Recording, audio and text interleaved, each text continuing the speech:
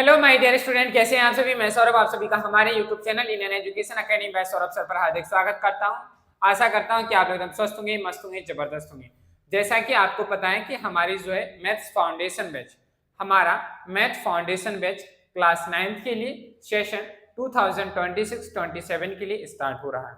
इस maths foundation batch में हम मैथ्स के सारे चैप्टर्स को कंप्लीट कर रहे होंगे। इसमें हम सीख रहे होंगे कॉन्सेप्ट भी कि कॉन्सेप्ट के बेसिस पर क्वेश्चंस को कैसे सॉल्व करते हैं, और अगर हम सीखेंगे कि अगर हम कोई क्वेश्चन आता है तो उसमें हम अगर हम ट्रिक से यानी कि जल्दी से जल्दी उसको क्वेश्चन निकाल सकते हैं तो हम कैसे करेंगे। इन दोनों चीजों के बारे में हम इसमें सीख रहे होंगे। आप जो क्लास 9th के लिए जितने भी स्टूडेंट मैथ्स फाउंडेशन बैच पढ़ना चाहते हैं, यह यूट्यूब पर बैच बिल्कुल फ्री रहेगा। आपको इसके लिए कोई भी फीस पे नहीं करनी है। आपको बिल्कुल पूरा मैथमेटिक्स 9th का सीबीएसई बोर्ड हो, चाहे आईसीएसई बोर्ड हो या एनसीईआरटी या किसी भी एनसीईआरटी बेस्ड सिलेबस है, वो सारे आपको यहाँ पे सारे रूल्स सारे कॉन्सेप्ट आपको यहाँ कराए जाएंगे।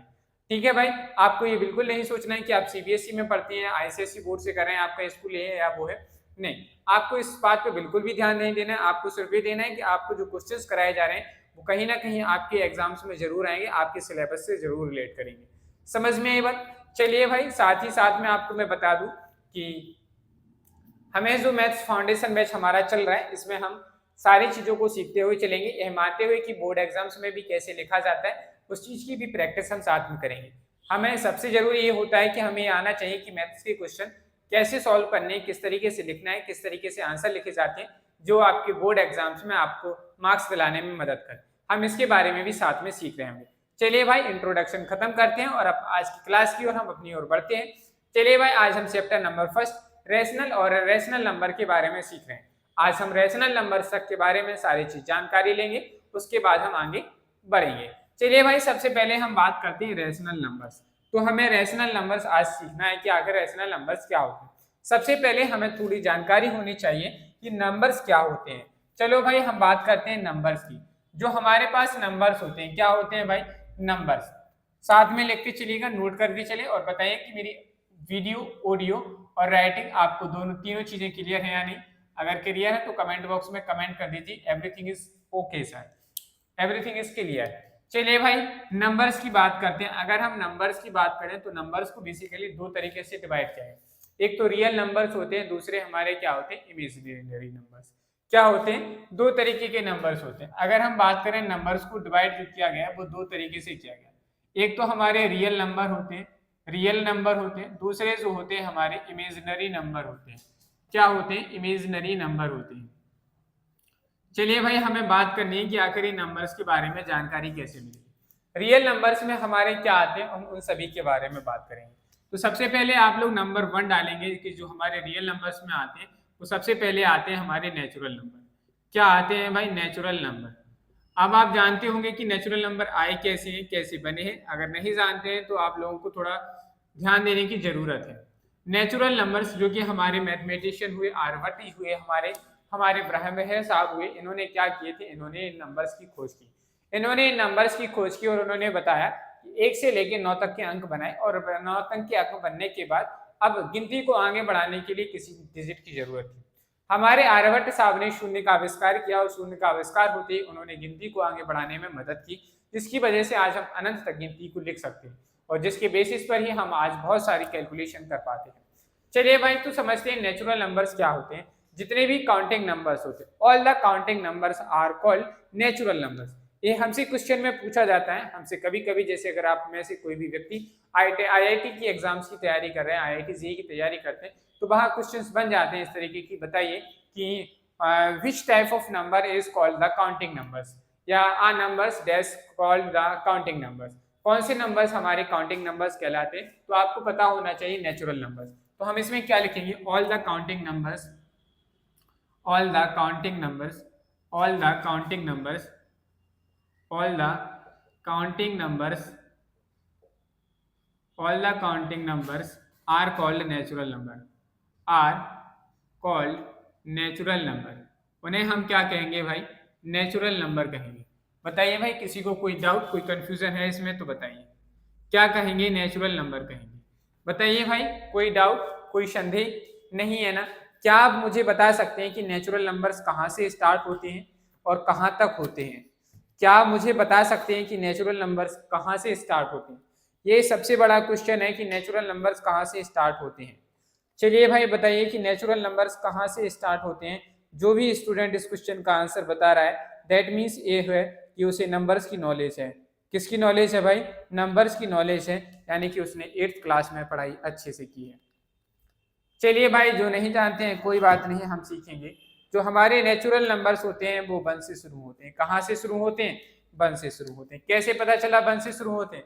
क्योंकि हमने लिखा है यहाँ पे all the counting numbers. Counting हम जब भी शुरू करते हैं तो 1 से शुरू करते हैं, 0 से शुरू नहीं करते। 0 1 2 हम कहते हैं 1 2 3 4 कहते हैं कि नहीं? तो जो नेचुरल नंबर्स होते हैं वो हमेशा कहाँ से शुरू होते हैं? 1 से शुरू होते हैं। तो नेचुरल नंबर्स को हम कैपिटल एन से रिप्रेजेंट करते हैं। क्या लिखते हैं भाई? नेचुरल नंबर को हम कैपिटल एन से रिप्रेजेंट करते हैं। नेचुरल नंबर को हम कैपिटल एन से रिप्रेजेंट करते हैं, इसलिए हमने लिखा capital N is equal to 1 2 3। आप जहां तक लिख सकते हैं सारे के सारे हमारे अब क्या कहलाएंगे? नेचुरल नंबर्स कहलाते हैं। क्या कहलाएंगे? नेचुरल नंबर्स कहलाते हैं। चलो भाई, नेचुरल नंबर्स के बाद हम बात करते हैं दूसरे जो होते हैं हमारे होल नंबर होते हैं। क्या होते हैं? Whole number. क्या आप जानते हैं होल नंबर्स क्या होते हैं? होल नंबर और नेचुरल नंबर में क्या डिफरेंस है, आप बता सकते हैं? तो वही हमारे क्या होते हैं? होल नंबर्स होते हैं। बताइए भाई।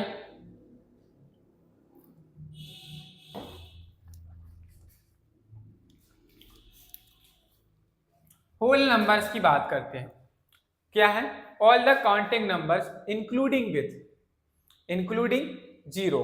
All the counting numbers including zero.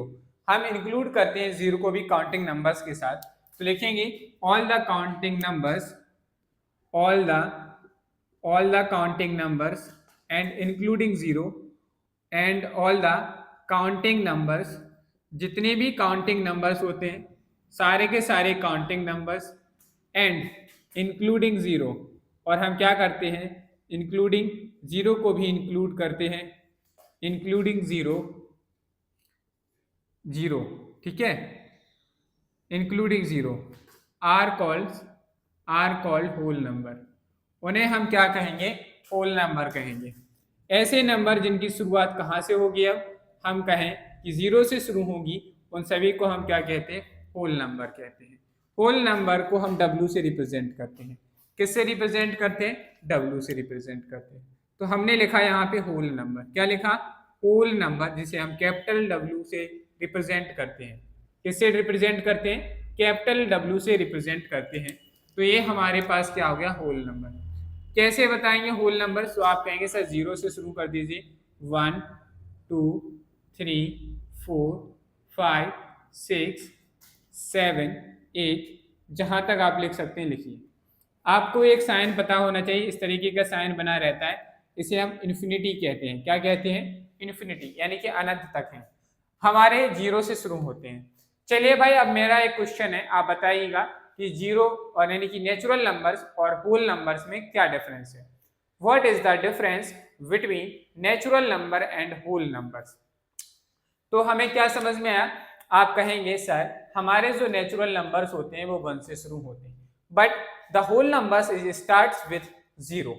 Whole numbers zero से स्टार्ट होते हैं। इसमें सारे काउंटिंग नंबर्स आते हैं, बट इसमें हमारा जीरो भी आता है। तो होल नंबर और नेचुरल नंबर का सबसे बड़ा डिफरेंस है जीरो। क्या है? जीरो। कि नेचुरल नंबर्स में जीरो नहीं आता, हमारा जो होल नंबर होते हैं उसमें हमारा जीरो से इंक्लूडिंग होती है, यानी कि स्टार्टिंग जीरो से होती है।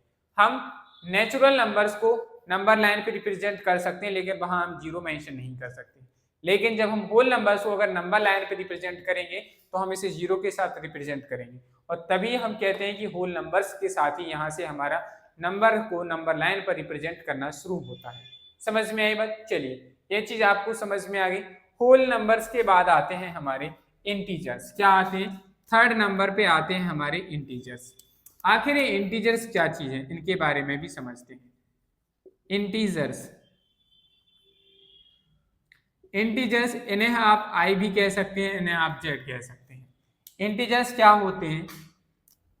देखो भाई, इंटीजर्स बड़े ही अच्छे नंबर हैं। इंटीजर्स जितने all the positive and negative numbers, all the positive and negative numbers all the positive and negative numbers, all the positive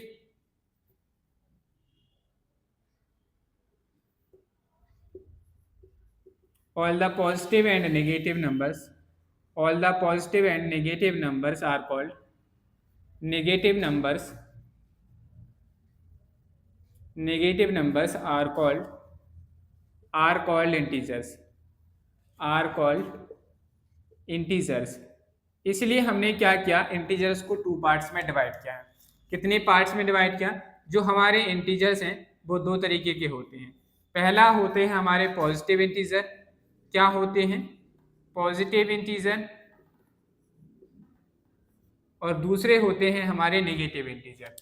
positive integer क्या होते हैं समझो, जिसमें सारे नंबर पॉजिटिव आते हैं, यानी कि पॉजिटिव हमारा जो शुरू होता है वो 1 से होता है, 1 2 3 4 5 6 7 से लेके आप जहां तक लिख सकते हैं।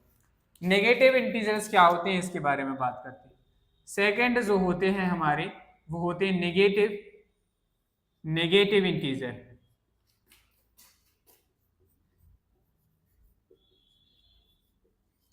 नेगेटिव इंटीजर, नेगेटिव इंटीजर्स क्या होते हैं? जो माइनस से शुरू होंगे और माइनस से लेकर आप जहां तक ले जा सकते हैं वो सारे के सारे हमारे नंबर्स क्या होते हैं? नेगेटिव इंटीजर्स कहलाएंगे। क्या कहलाएंगे भाई? नेगेटिव इंटीजर्स कहलाएंगे। तो देखो भाई, हमने देखा कि हमारे इंटीजर्स क्या होते हैं, जितने भी पॉजिटिव और नेगेटिव नंबर्स होते हैं उन सभी को हम क्या कहते हैं? इंटीजर्स कहते हैं। लेकिन जो इंटीजर्स होते हैं हमने इनको क्लासिफाइड किया है टू कैटेगरीज में। फर्स्ट होते हैं हमारे पॉजिटिव इंटीजर्स। जो पॉजिटिव इंटीजर्स होते हैं वो हम उसमें हमारे सारे के सारे पॉजिटिव नंबर आते हैं। नेगेटिव इंटीजर्स जो होते हैं उसमें हमारे सारे के सारे नेगेटिव इंटीजर्स आते हैं। क्या आप लोगों ने इस पॉजिटिव और नेगेटिव इंटीजर्स को लिखते समय आपके मन में कुछ डाउट आया? आपके मन में कोई क्वेश्चन आया? अगर आया है तो बिल्कुल सही है, उस क्वेश्चन को पूछना चाहिए। आपने ये पूछना चाहिए था कि सर इसमें जीरो तो कहीं आया ही नहीं है। तो जीरो ना तो हमारा पॉजिटिव है ना ही नेगेटिव इंटीजर्स है। जीरो को ना तो पॉजिटिव में काउंट किया जाता है ना ही नेगेटिव में काउंट किया जाता है। इसलिए हम लिखेंगे which number is neither positive nor negative. आप कहेंगे zero is neither positive nor negative. चलो भाई, नोट करके लिखिएगा। पैसे वाला नोट नहीं है, ये याद रखने वाला नोट है, इसलिए इसको याद रखिएगा।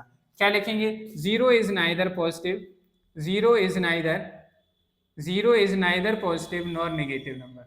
Zero is neither positive nor negative number. Zero is neither positive और नॉर नेगेटिव नंबर। समझ में आई बात? ना तो जीरो को पॉजिटिव में काउंट किया जाता है ना ही नेगेटिव नंबर में काउंट किया जाता है। समझ में आई बात? चलिए, तो बताइए आपको ये तीनों चीजें समझ में आई कि नहीं? आ गई तीनों चीजें समझ में? चलिए भाई, इसके बाद ही अब हमारे आते हैं रेशनल नंबर्स की कहानी शुरू होती है। पहले आप लोग इसे इतना नोट डाउन करिए, ठीक है भाई? नोट डाउन कर लीजिए। आप लोग अपने प्रॉपर तरीके से आप अपने नोट्स बनाएंगे। जी हाँ, अगर आप इस नोट्स बनाते हैं तो आप यकीन मानिए आपके स्कूल में, आप जिस भी स्कूल में पढ़ते हैं उस स्कूल में आपके जो भी एग्जाम्स होंगे आपको बिल्कुल पूरे प्रॉपर तरीके से यहाँ पे भी आपको नोट्स बनवाए जाएंगे। जैसे हम लिख रहे हैं आपको भी ऐसे ही लिखने हैं। आप प्रॉपर एक रजिस्टर बनाइए मैथमेटिक्स का जिसमें आपको प्रॉपर नोट्स बनाने हैं, ठीक है भाई? बिल्कुल बेशक आप इस डाउट में बिल्कुल मत रहिएगा कि सर ऐसे वैसे पढ़ाएंगे। आपको बिल्कुल प्रॉपर बिल्कुल वैसे ही पढ़ाया जाएगा जैसे कि आप किसी कोचिंग में पढ़ेंगे। समझ में आया? प्रॉपर तरीके से नोट्स बनाइए, आपको सारी चीजें लिखाई जाएंगी। चलिए भाई, नोट कर लीजिए आप लोग।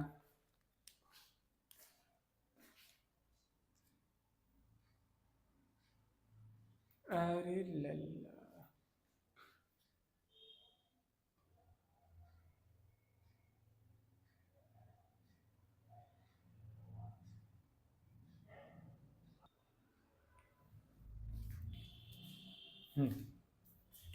चलिए भाई, अब हम बात करते हैं रैशनल नंबर्स की। किसकी बात करते हैं?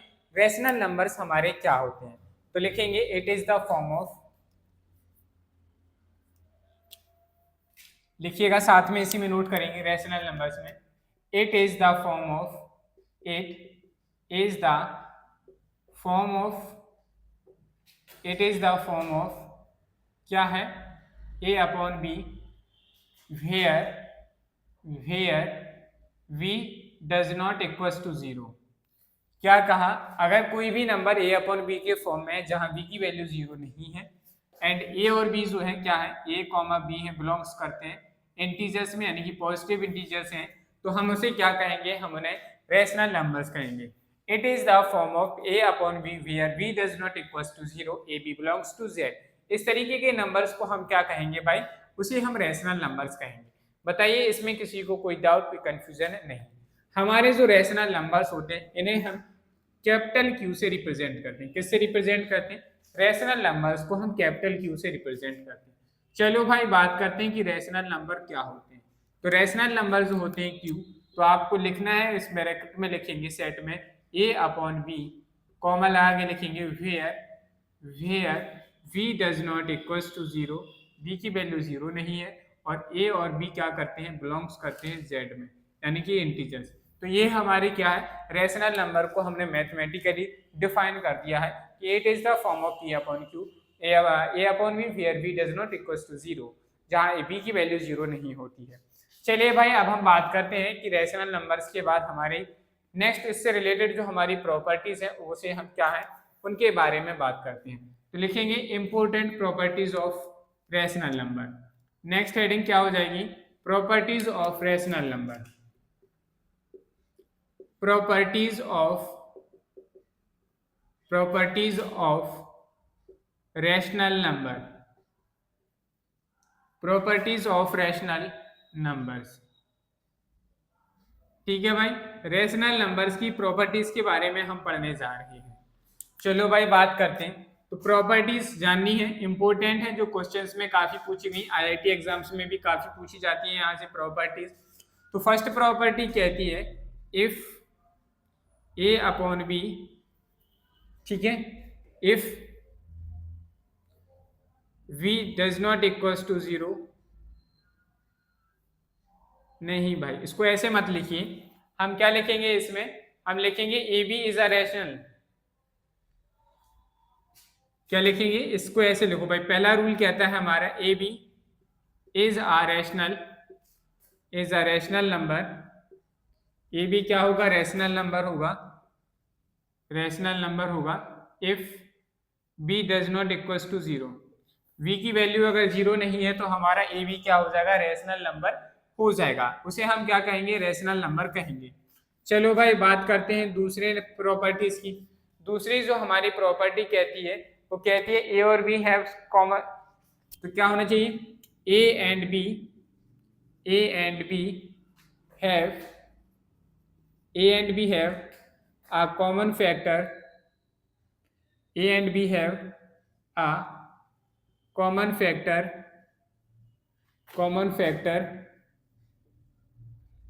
देखो a और b के बीच में एक कॉमन फैक्टर होना चाहिए, वो क्या होना चाहिए, 1। a and b have a common factor 1, that is, इसका मतलब क्या हुआ कि a और b क्या हो जाएंगे, हमारे रैशनल नंबर।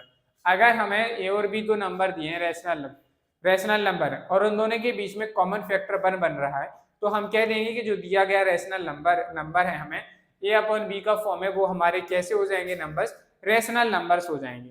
देखो भाई जैसे मैंने, यानी कि ए बी कैसे हो जाएंगे, कोप्राइम, तो लिखो दैट इज, इसका मतलब है A and B are coprimes, A and B are coprime numbers, are coprime, कैसी संख्या होंगी, कोप्राइम नंबर हो गए।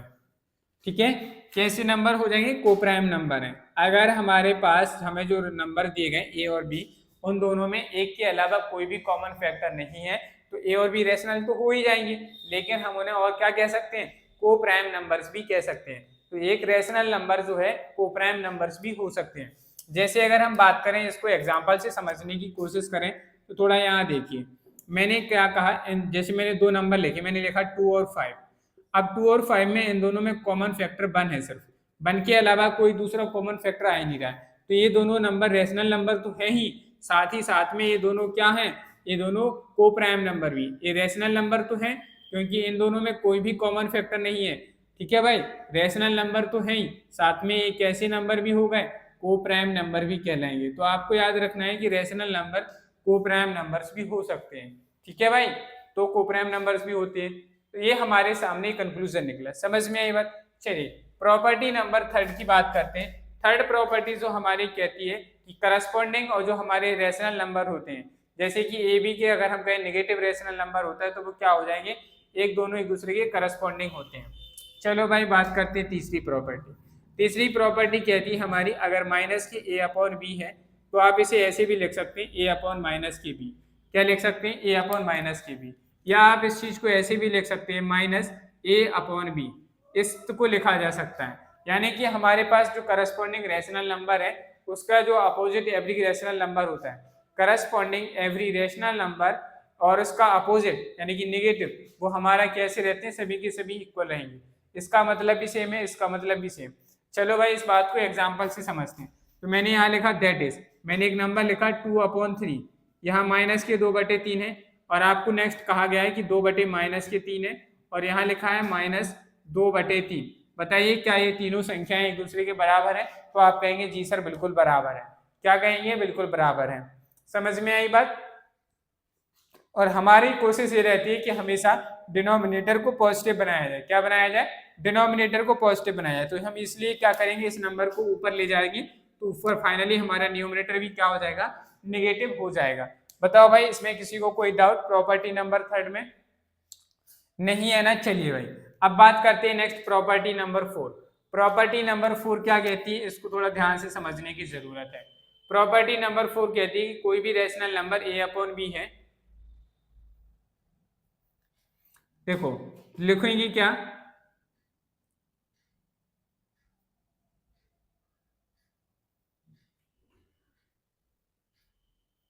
a rational number a upon b, a rational number, next property है a rational number a upon b, जहाँ क्या हो a, b belongs करते हो इंटीजर्स में, a and b belongs to integers, is positive. a rational number is positive। कब होगा positive? Positive if both a and b, if both a and b have, कैसे sign होंगे? Same sign होंगे, तभी तो वो क्या हो जाएंगे हमारे, तभी पॉजिटिव होंगे, अदरवाइज तो वो क्या हो जाएंगे? नेगेटिव हो जाएंगे। चलो भाई इस बात को समझो। जैसे मैंने कहा एग्जाम्पल में, मैंने लिखा ऊपर भी लिखा 3/5, ठीक है, और नेक्स्ट मैंने लिखा -3 अपॉन में -5, और ऊपर लिखा मैंने +5 और नीचे लिखा +7, और नेक्स्ट नंबर -5 अपॉन -7। बताओ भाई क्या इसमें दी गई संख्या एक दूसरे के बराबर है? कैसी होंगी? तो आपने देखा कि सर माइनस नीचे भी है माइनस ऊपर भी है, तो ये दोनों के माइनस कट जाते हैं और हम इन्हें क्या कहेंगे? प्लस। तो दोनों नंबर दो हमारा रैशनल नंबर, कोई भी रैशनल नंबर पॉजिटिव तभी होगा जब उसमें ऊपर और नीचे यानी कि न्यूमरेटर और डिनोमिनेटर में दोनों के साइन कैसे हो? सेम हो, तब जाके एक रैशनल नंबर पॉजिटिव होगा। अगर इन दोनों में से कोई भी एक पॉजिटिव एक निगेटिव है तो वो हमेशा रैशनल नंबर क्या रहेगा? नेगेटिव रहेगा। नेक्स्ट प्रॉपर्टी हमारी यही है। तो जब हम इसको करेंगे तो इन दोनों को आपस में आराम से कैंसिल कर सकते हैं, इसको भी इससे कैंसिल कर सकते हैं, तो फाइनली हमारे पास क्या निकल के आ जाता है? एक पॉजिटिव रैशनल नंबर हमें मिल जाता है। समझ में आई बात? चलिए आप लोग पहले इन 4 प्रॉपर्टीज को नोट डाउन करेंगे, फिर इसके आगे हम इसकी और जो प्रॉपर्टीज हैं उनको कंटिन्यू करते हैं। नोट कर लीजिए। चलिए भाई नेक्स्ट प्रॉपर्टी की बात करते हैं, प्रॉपर्टी नंबर 5। प्रॉपर्टी नंबर 5 कहती है कि a रैशनल नंबर, क्या कहती है? a rational number a upon b is negative, negative होगा कब होगा? Is negative if both a and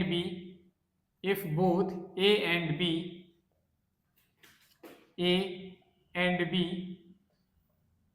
have opposite sign,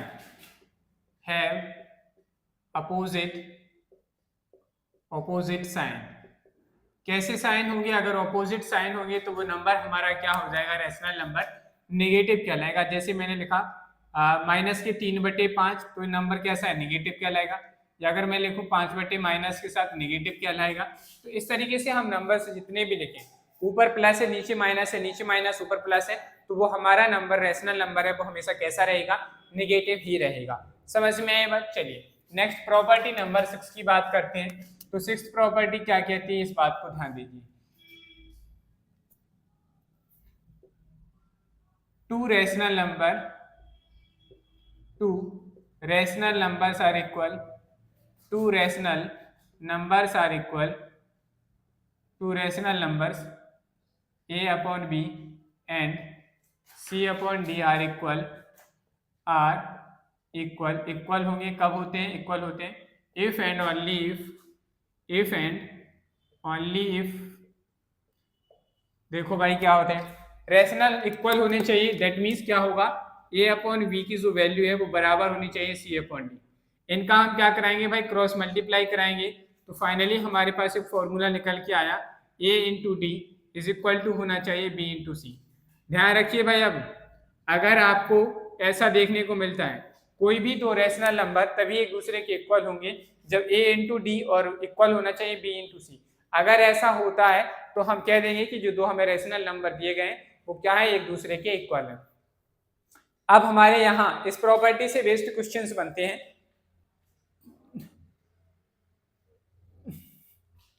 इस प्रॉपर्टी से बेस्ड क्वेश्चन बनते हैं। पहला क्वेश्चन ये पूछा जाता है या if the given rational numbers are equal, दिए गए यदि दिए गए नंबर इक्वल है तो बताइए, और नहीं है तो बताइए। तो हमसे दोनों पूछा गया है कि दोनों रैशनल नंबर इक्वल हैं, तो आपको इसी तरीके से सॉल्व करना है। ये प्रॉपर मेथड ही है कि आप ए इंटू डी और बी इंटू सी करेंगे, अगर इन दोनों का आंसर इक्वल आता है तो हम कह देंगे कि इक्वल है। मान लीजिए इसमें हमारे दो केस बनते हैं। केस नंबर फर्स्ट क्या बनते हैं, इसमें हमारे दो केस बनते हैं। ठीक है, केस बनता है कि अगर मान लीजिए ए और डी का आपने मल्टीप्लाई किया और इसकी वैल्यू बड़ी आई और बी इंटू सी हमारा कम आया। मान लीजिए हमने इन दोनों का मल्टीप्लाई किया और ए डी बड़ा है बी इंटू सी से, तो हम कह देंगे कि जो हमारा ए अपॉन बी है, जो रैशनल नंबर बड़ा है बी या सी अपॉन डी से। क्या कहेंगे, देखो भाई ध्यान से सुनो इस बात को। अगर हमारे पास ए इंटू डी ज्यादा, ए इंटू डी की जो वैल्यू आई, इसकी वैल्यू जो आई वो ज्यादा आई इसके कंपेरिजन में, तो हम कह देंगे कि ए अपॉन बी जो रैशनल नंबर है वो दिए गए रैशनल नंबर से बड़ा है, यानी कि ए वाला बड़ा हो जाएगा। एक तो केस ये बनेगा। केस नंबर सेकंड क्या बनता है इसको समझो। केस नंबर सेकंड जस्ट इसका अपोजिट होता है। मान लीजिए ए और डी की वैल्यू जो है वो कम आई और बी और सी की वैल्यू ज्यादा है, तो हम कह देंगे, क्या कह देंगे, इसका मतलब हो गया कि ए अपॉन बी जो है छोटा है सी अपॉन डी से। समझ में आई बात? तो यहां से हमसे क्वेश्चन पूछा जाता है विच रैशनल नंबर इज ग्रेटर और लेस। ठीक है, कौन सा नंबर जो है यहाँ बड़ा है और कौन सा रैशनल नंबर छोटा है, इस तरीके के हमारे क्वेश्चंस बनते हैं। तो भाई यहाँ से भी क्वेश्चन बनता है, यहाँ से भी क्वेश्चन बनता है। चलो भाई नेक्स्ट बात करते हैं प्रॉपर्टी नंबर 7। प्रॉपर्टी नंबर 7 क्या कहती है,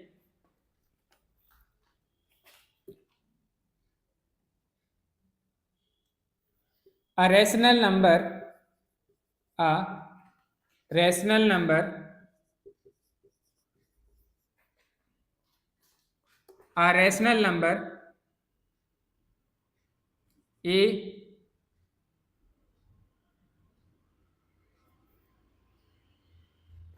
rational number.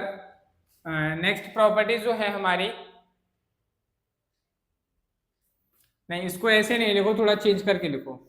For any to, for क्या लिखो, for any two rational numbers, for any two rational numbers. हमारे पास कोई दो रैशनल नंबर है, for any two rational numbers, numbers हमने मान ली ए और बी हैं। For any two rational numbers A and B, A and B, तब जो है A plus B upon two, क्या लिखा मैंने, A plus B upon two, यानी कि हमारे पास दो रैशनल नंबर दिए गए ए और बी।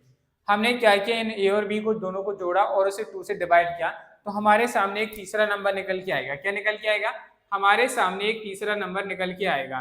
ठीक है, अब हम कहेंगे जो हमारे सामने तीसरा नंबर निकल के आया, ठीक है, A plus B is called a rational number. जो हमारे पास आया है ए प्लस बी, इससे हम क्या कहेंगे, is called a rational number. Rational number ये भी हमारा क्या कहलाएगा, रैशनल नंबर कहलाएगा। विच लाइज जो क्या करेगा, एग्जिस्ट करेगा। कहाँ एग्जिस्ट करता है, which lies between A and B, between A and B, A और बी के बीच में आएगा। जैसे समझिए भाई, हमारे पास रैशनल नंबर हैं ए और बी, ठीक है, ए है और बी है। जब हमने क्या किया, इन दोनों को जोड़ा और 2 से डिवाइड किया तो हमारे पास एक नया नंबर आएगा ए प्लस बी। अब इसमें भी हमारे केस बनते हैं भाई, क्या बनते हैं केस। नंबर फर्स्ट, अगर ए जो है बड़ा है तो ए प्लस बी जो आएगा वो बड़ा होगा बी से, ऐसा केस बनता है। केस नंबर 2 क्या बनता है इसमें, इसको आपको देखो, केस नंबर 2 बनता है इसमें, अगर ए बी जो है छोटा है, ए लेस देन है ए प्लस बी से, तो ये हमेशा छोटा आएगा बी से। तो ये हमारे सामने नंबर्स बनते हैं, यानी कि हमसे पूछा जाता है how many numbers lies between this rational number and this rational number, दो रेशनल नंबर्स के बीच में कितनी संख्याएं हो सकती हैं। इस तरीके के क्वेश्चंस हमसे पूछे जाते हैं, तो हम उस क्वेश्चंस को इसका जो आंसर निकालते हैं वो इसी मेथड से निकाल सकते हैं। समझ में आई बात, बताइए। तो ये थी हमारे पास 7 प्रॉपर्टीज। आशा करता हूं कि आपको ये सातों की सातों प्रॉपर्टीज समझ में आई होंगी। अब इन प्रॉपर्टीज से बेस्ड क्वेश्चंस की ओर हम चलते हैं और इनके क्वेश्चंस करते हैं। जैसे कि हमारे पास प्रॉपर्टी नंबर 6, इससे बेस्ड क्वेश्चन बनते हैं, यानी कि इक्वल वाला, और ये दोनों इसके केस थे, इनसे बेस्ड क्वेश्चन बनते हैं, और ये वाले क्वेश्चन से बेस्ड क्वेश्चन बनते हैं। पहले हम इनसे बेस्ड क्वेश्चंस की बात करेंगे, फिर जो है आगे हम क्या करेंगे, रेशनल नंबर्स में बढ़ रहे हैं। चलिए भाई, आप लोग पहले से नोट डाउन कर लीजिए। चलिए भाई, आप लोग इन क्वेश्चंस के आंसर बताएंगे। हाँ, वैसे ही प्रॉपर्टी पे बेस्ड क्वेश्चन है, बताइए कौन सा इसमें से रेशनल नंबर जो है हमारा बड़ा है। चलिए, एक क्वेश्चन मैं बताऊंगा आपको, बाकी दूसरा और तीसरा क्वेश्चन आप लोग अपने आप करेंगे। चलिए भाई, बात करते हैं, समझते हैं कि how to solve this question. तो सबसे पहले हमें क्या करना है, हमसे पूछा गया है क्वेश्चन क्या है, थोड़ा क्वेश्चन को ध्यान से पढ़ा करो। Which of the following rational number is greater, हमें दो रेशनल नंबर दिए गए हैं, इनसे पूछा गया है कि which number rational number is greater, कौन सा नंबर ग्रेटर है, इसको हमें बताना है। चलो भाई, तो कैसे करेंगे, ग्रेटर है तो हमने एक फॉर्मूला पढ़ा था, इसको ऐसे लिखो 7/3 और यह क्या आ जाएगा 2/3। तो हमने एक आइडेंटिटी पढ़ी थी, आपको सीधा क्या लिखना है, आप सॉल्यूशन में लिखेंगे a इंटू डी और v इंटू सी, इसको निकालिए, a into D and b into C. a into D क्या है, a 7 हो गया, 7 इंटू 5 और यहाँ क्या आ जाएगा एंड 2 इंटू 3, 7 5 जा 35 और 2 3 जा 6। कौन सा नंबर बड़ा है, 35 बड़ा है। That's why we can say that a upon b, यानी कि 7/3 हमारा क्या है, ग्रेटर है किससे, 2/5 से।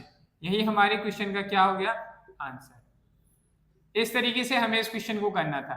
समझ में आई बात, क्या किया हमने, a into B and b into C लिखा, a और d की वैल्यू हमने यहाँ पे पुट की, इनका मल्टीप्लाई किया, 7 5 जा 35, 3 2 जा 6, इनमें से कौन सा नंबर बड़ा है, तो आपने कहा सर 35 बड़ा है, तो हम कह देंगे कि इस वाला फ्रैक्शन जो है 7/3 हमारा क्या है, बड़ा है किससे, 2/5 से। तो हमने कह दिया कि 7/3 इज ग्रेटर, आप ऐसे भी लिख सकते हैं 7/3 इज ग्रेटर।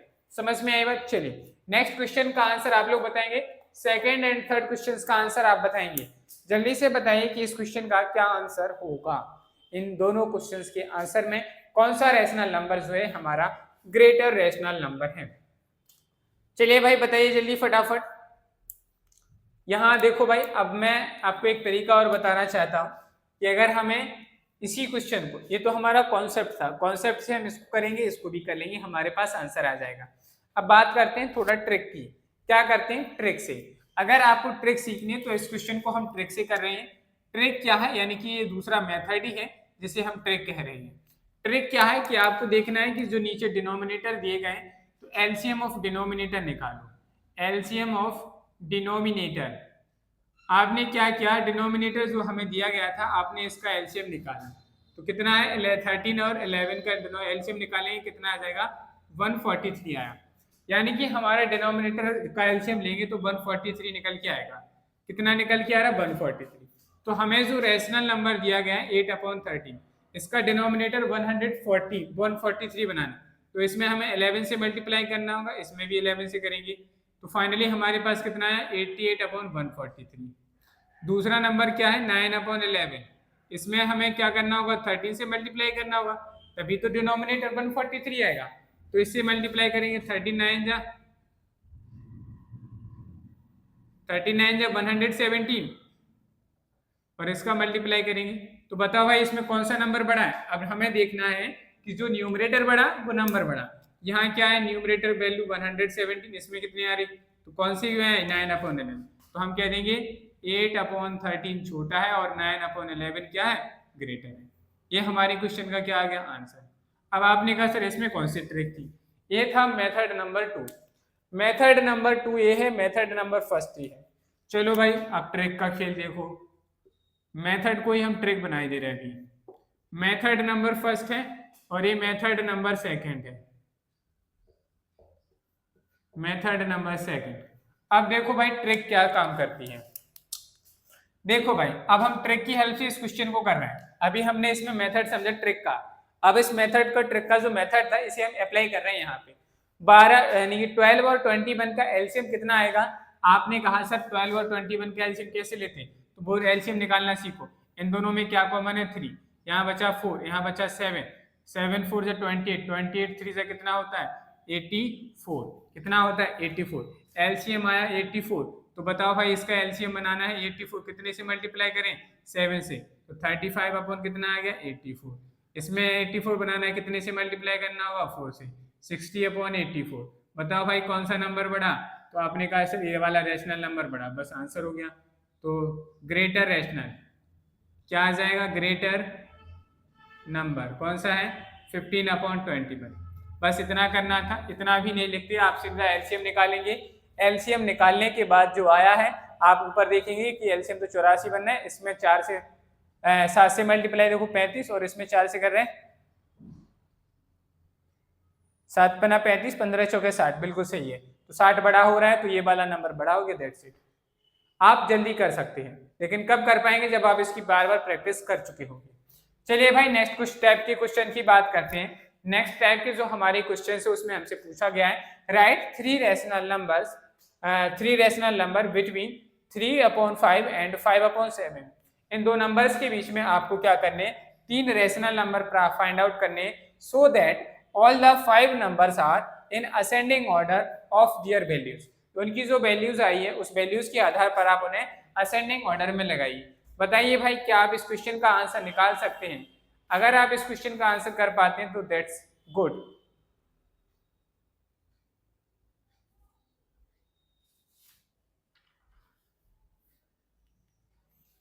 चलिए भाई सबसे पहले हमें क्या करना होगा इस क्वेश्चन को सॉल्व करने से पहले, तो हमें इसके बारे में बात करते हैं। सबसे पहले हमारे पास नंबर लिखा है 3/5 और दूसरा नंबर लिखा है 5/7।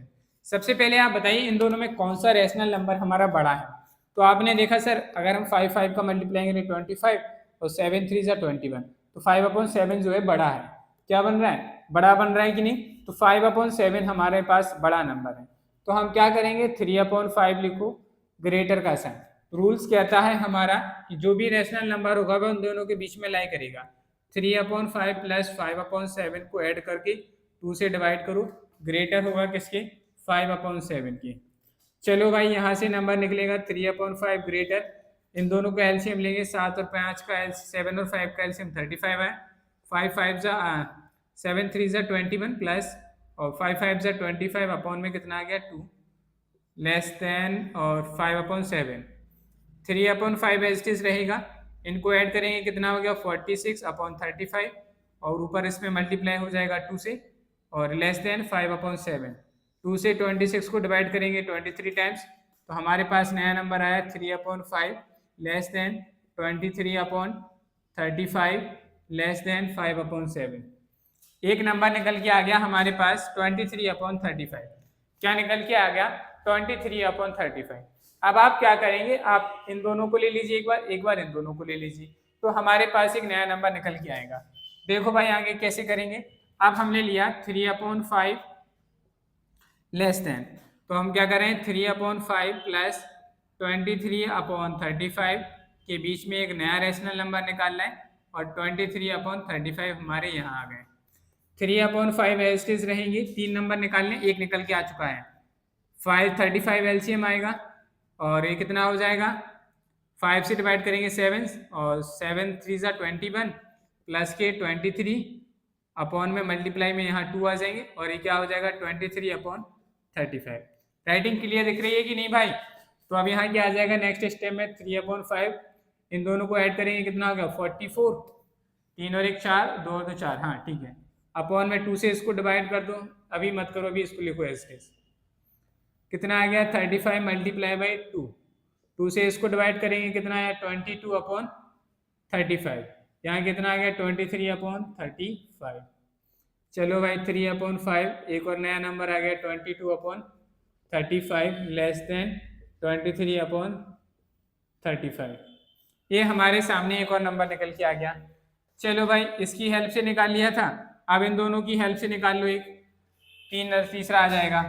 अब हम निकाल रहे हैं 23/35 less than 23/35 plus 5/7 less than है 5/7 से। चलो भाई इसकी हेल्प से निकालो, कितना आ जाएगा 23/35 ऐसे रहेगा, एलसीएम कितना आएगा 35, 23 का 23, 5 से क्या 5 5 से 25, अपॉन में आ गए 2, तो इसको डायरेक्ट मल्टीप्लाई में लिख दो, यहाँ मल्टीप्लाई बाई 2 लेस देन किससे 5/7, तो 23/35 लेस देन कितना हो जाएगा 48/35 मल्टीप्लाई बाई 2, 2 से इसको डिवाइड करो कितने बार 24 टाइम्स 5/7, तो फिर फाइनली क्या निकल के आएगा 23/35 लेस देन 24/35 लेस देन 5/7। देखो भाई हमने तीनों नंबर्स निकाल लिए, एक आया 23/35, दूसरा आया 22/35, तीसरा आया हमारे पास 24/35। अब हमें इन्हें असेंडिंग ऑर्डर में लिखना है, तो हम यहाँ क्या कर देंगे असेंडिंग ऑर्डर लिखेंगे। दिख रहा है ना भाई यहाँ पे असेंडिंग ऑर्डर। चलो भाई असेंडिंग ऑर्डर, तो असेंडिंग ऑर्डर क्या हो जाएगा, सबसे पहले लिखेंगे 3/5 ग्रेटर है, 3/5 के बाद क्या आया था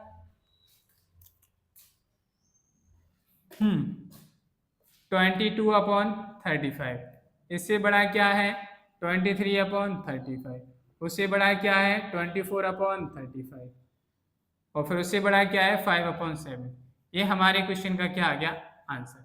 हमसे तीनों नंबर पूछे गए थे, तो हमने 3 रैशनल नंबर निकाले, और तीनों रैशनल नंबर निकालने के बाद उनको असेंडिंग ऑर्डर में भी लिखा, तो हमारे पास टोटल 5 रैशनल नंबर बन गए थे, और उनको हमने असेंडिंग ऑर्डर में भी लिखा। जब हमने इनको असेंडिंग ऑर्डर में लिखा तो ये हमारा क्या बन गया करेक्ट आंसर बन गया। बताओ भाई इसमें किसी को कोई डाउट? एक बार हम इस क्वेश्चन को फिर से समझ लेते हैं आखिर हमने इसमें क्या किया है। हमें 2 रैशनल नंबर दिए गए थे 3/5 एंड 5/7, इनके बीच में हमें 3 रैशनल नंबर निकालने थे, 3 रैशनल नंबर्स निकालने थे। तो हमने क्या किया, हमने पढ़ा था कि जब भी 2 रैशनल नंबर दिए जाएंगे, अगर हम उनका एवरेज निकाल लें, तो एवरेज निकालने के बाद जो नंबर आएगा वो नंबर्स भी क्या करेगा उन 2 रैशनल नंबर्स के बीच में लाई करता है। तो हमने वही मेथड यहाँ पे अप्लाई किया, 3/5 एस्टिस लिखी, 3/5 इन दोनों को जोड़ा और एवरेज निकाला इनका, यानी कि 2 से डिवाइड किया। जब हमने इसको सिंप्लीफाई किया पूरी तरीके से, तो हमारे पास एक नया नंबर निकल के आया 23/35, जो कि हमारा क्या है एक रैशनल नंबर है। चलिए भाई फिर हमारे पास ये रैशनल नंबर निकल के आया, तो हमने क्या किया 3/5 और 23/35 के बीच में एक नया रैशनल नंबर निकाला। तो उसके लिए हमने फिर से उसी मेथड को अप्लाई किया, तो हमने इस तरीके से सिंप्लीफाई किया, तो हमें एक और नया रैशनल नंबर देखने को मिला 22/35। इस रैशनल नंबर को मिल गया हमें। चलो 2 रैशनल नंबर हमने प्राप्त कर लिए। फिर हमने क्या किया 23/35 और 5/7 के बीच में एक और नया रैशनल नंबर निकाला, क्योंकि हमें कितने रैशनल नंबर चाहिए थे 3, और अभी हम फाइंड आउट कितने कर पाए 2, तो हमें एक और चाहिए था। तो हमने यहाँ लिखा 23/35 प्लस 5/7 डिवाइडेड बाय 2 और लेस देन 5/7। इसको सिंप्लीफाई किया तो फाइनली हमारे सामने एक नया रैशनल नंबर निकल के आया 24/35। क्या निकल के आया 24/35। तो ये हमारे पास तीसरा रैशनल नंबर निकल के आ गया। हमने सभी को क्या किया असेंडिंग ऑर्डर में लिखना था, तो हमने इनको असेंडिंग ऑर्डर में लिखा, और ये हमारे क्वेश्चन का क्या बन गया करेक्ट आंसर बन गया। चलिए भाई आशा करता हूँ कि आज की क्लास, आज की कॉन्सेप्ट आप लोगों को समझ में आए होंगे। अगर आप लोगों को क्लास अच्छी लगी है तो वीडियो को लाइक करें, चैनल को सब्सक्राइब करें, बेल आइकन को प्रेस करें, जिससे कि आपको हमारी आने वाली नेक्स्ट क्लासेस का नोटिफिकेशन समय पर मिलता रहे। साथ ही वीडियोस को अपने फ्रेंड्स के साथ शेयर करें, जो लोग भी 9th क्लास के लिए मैथमेटिक्स या IIT JEE की एग्जाम्स की प्रिपरेशन करते हैं, चाहे वो सैनिक स्कूल के पर्पज से पढ़ रहे हैं, तो वो सभी स्टूडेंट्स इस क्लासेस को देख सकते हैं। चाहे वो सीबीएसई हो, आईसीएसई, एनसीईआरटी, सभी तरीके के क्वेश्चंस आपको यहाँ पे करने को कराए जाएंगे, आपको सॉल्व करने को मिलेंगे। आप बिल्कुल बेशक रहिए, आपको सारे कॉन्सेप्ट, सारे तरीके, सारे बिल्कुल एग्जाम ओरिएंटेड क्वेश्चंस कराए जाएंगे, आपको सारे मेथड्स बताए जाएंगे, ट्रिक्स बताए जाएंगे और प्रॉपर आपको नोट्स प्रोवाइड किए जाएंगे। जो भी आपको बताया जा रहा है, जिस तरीके से आपको सॉल्व क्वेश्चन कराया जाए, आपको अपनी नोटबुक में इसी तरीके से नोट्स बनाने हैं। चलिए भाई, आशा करता हूँ जो लोग भी ऑफलाइन बैचेस पढ़ना चाहते हैं 9th क्लास के लिए, 9th 10th के लिए, या हम कहें 6th से लेकर 10th के लिए, आप में से कोई भी आपके परिवार में कोई भी ऑफलाइन में झांसी के शिवाजी नगर में ऑफलाइन कोचिंग करना चाहते हैं, तो आप हमारे ऑफलाइन सेंटर पर जरूर विजिट करें, जिसका एड्रेस है बिहाइंड द नजा hospital, wild concept classes, Shivaji Nagar, Jhansi. अधिक जानकारी के लिए आप संपर्क करें 6390051854। चलिए आज के लिए इतना ही रखते हैं, मिलते हैं कल।